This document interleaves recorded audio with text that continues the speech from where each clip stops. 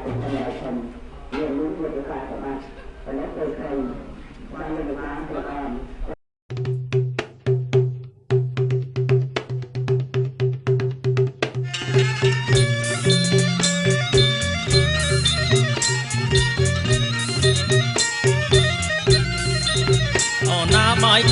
bài con ở trong đai ơi bài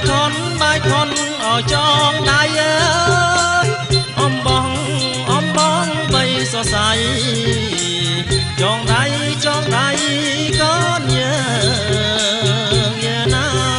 na lại ơi trong đai có nhớ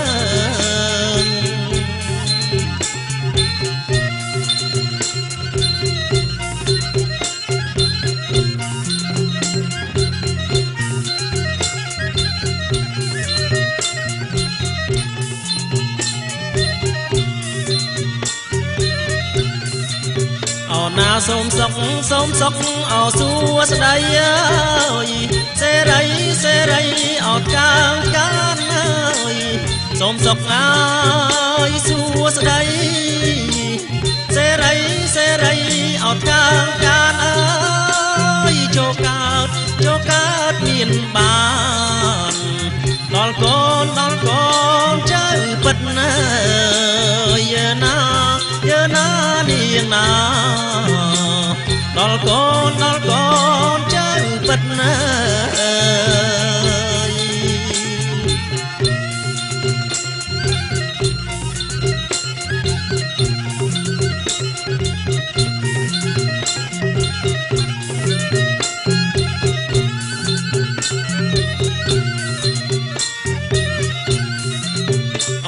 tiếng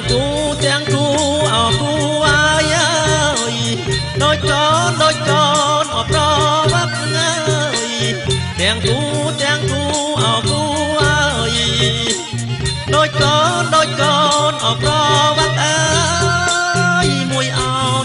áo thật chật ơi mùi chật áo cá mờ giờ na lại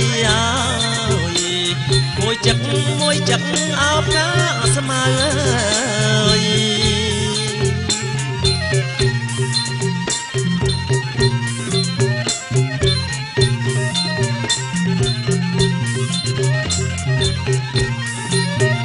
na tiếng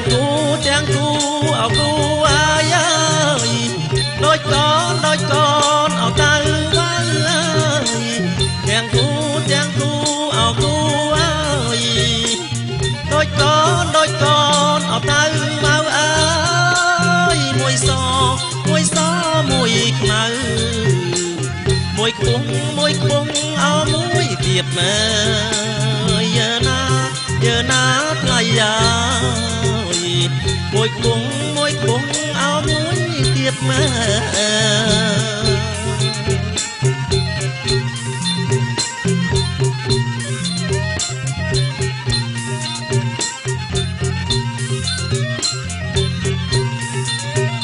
chọn đầy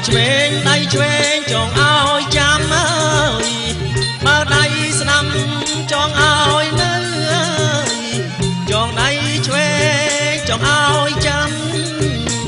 bao chọn đầy năm ao nữ ơi răng xa mẹ ơi top hư áo xón đàn ơi giờ na lại top hư xón đàn ơi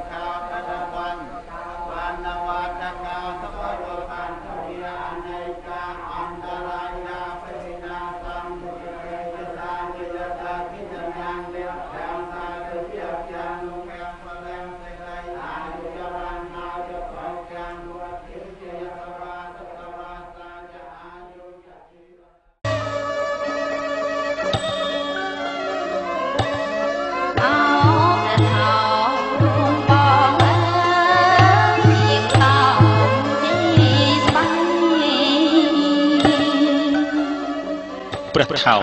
គឺជាព្រះបឋមមហាក្សត្រខ្មែរកាលដែលទ្រង់បានជាធំលើដែនដីកោះគោកធ្លុងហើយទ្រង់នាំសេនាចុះទៅក្រសាលលើភ្នូខ្សាច់នាឈូងសមុទ្រនៃកោះលុះដល់ពេលទឹកជូរទ្រង់ឡើងមកវិញពុំទាន់ទ្រង់ក៏ផ្ទុំនៅលើកោះនោះចាំទឹកនេះទៅវិញ